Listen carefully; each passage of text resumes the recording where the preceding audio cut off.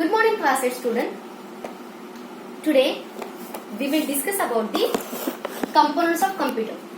In last video I already explained the basic introduction about the computer. So today we will see the components of computer. So student, there are four main components of computer. The first one is keyboard, second mouse, third monitor, and fourth one is CPU. So first we will discuss about the keyboard. What is keyboard? So see student, what is keyboard? Keyboard is an input or output. So keyboard is an input device because with the help of keyboard we are giving instructions or commands or data to computer. That's why keyboard is an input device. Second thing, keyboard. Now today's technology is an advanced technology. So some of keyboards contain 104 keys or 108 keys. Keyboard, first point was keyboard is an input device. With the help of keyboard we will give instructions or commands or data to computer. Second point, keyboard contain 104 or 108 keys. Third point, on keyboard we will see some of keys are textual key. The textual keys are also known as alphabetical keys. So that alphabetical keys are capital A to Z or small a to z. So this is our textual key. In the form of textual keys, capital A to Z or small a to z, we will give our data to computer. Some of keys are numerical keys. Obviously at right hand side numerical keys are available there. Okay, 0 to 9 plus mathematical operations like addition, subtraction, multiplication, division, that symbol are also available in the format of numerical keys. Next, some special symbol character keys.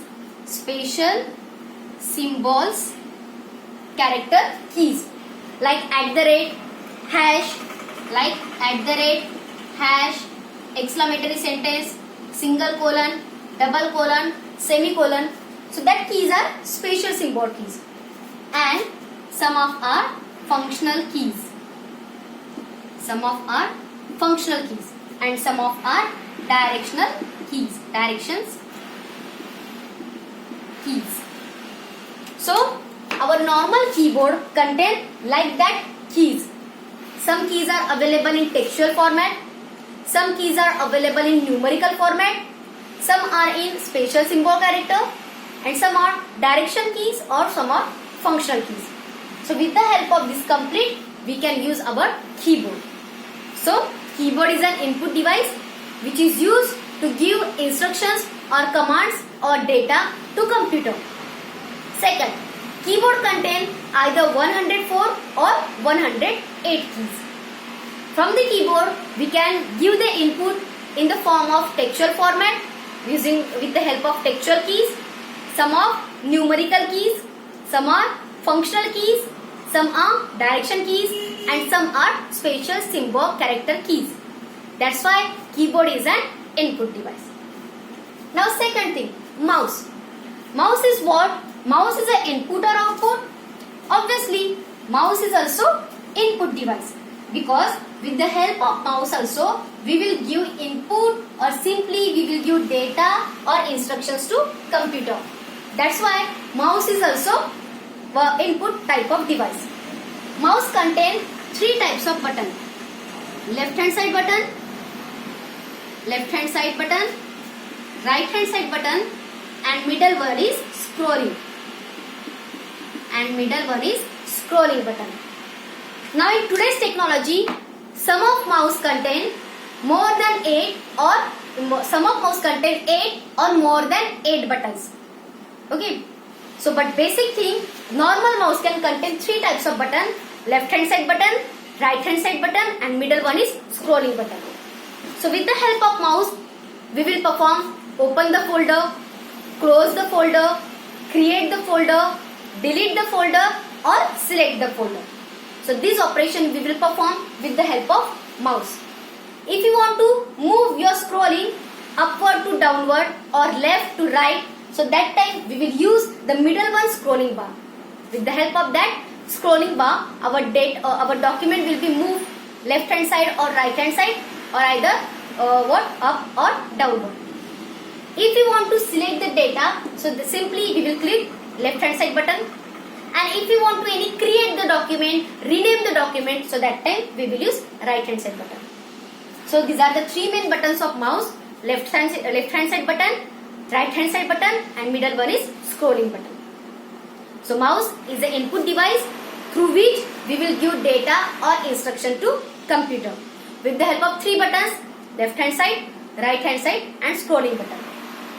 With the help of mouse, we can perform opening the folder, closing the folder, deleting the folder, creating the folder and selecting the folder. Next, monitor. Now, think about monitor. Monitor is an input or output? Obviously, we will see our as it is data on computer screen. That means the computer's monitor is a output device. That's why monitor is an output device. Which type of data user can type with the help of keyboard, that same message, that same data is displayed on the computer screen. That's why computer's screen is known as monitor, and that monitor is an output device. Now you are watching my video, means your mobile screen or your computer screen. If you are watching my video on computer, that means this computer screen or this mobile screen is your monitor, and now I am playing the role as your monitor, as an output device. So this is our monitor. And last one is CPU. So see student, CPU is a input or output. So CPU is a processing device, because each and every operation of computer is possible with the help of CPU. The CPU can be inbuilt of the computer, or it is in larger size, so it can be used, it can be fit at outside. But without CPU, we can't start our work. That's why CPU is known as a brain of computer or heart of the computer. Without CPU, we can't do anything. That's why CPU is a main and central processing unit or component for computer. Now see the structure for CPU, because in CPU there are three main parts are available. So see the structure of CPU. This is our simple CPU structure. Our CPU contains three main parts. First one is ALU, second one is CU and third one is MU. So ALU, arithmetical and logical unit, means with the help of ALU we can perform arithmetical as well as logical operation. CU, control unit. Each and every functions of computer is controlled by control unit. Control unit can control input device, output device and processing devices. So CU is a control unit for computer. And last one is MU, memory unit. With the help of memory unit, we can store the large amount of data inside as well as outside the computer. Now how the CPU will actually work, so that I will explain in next session.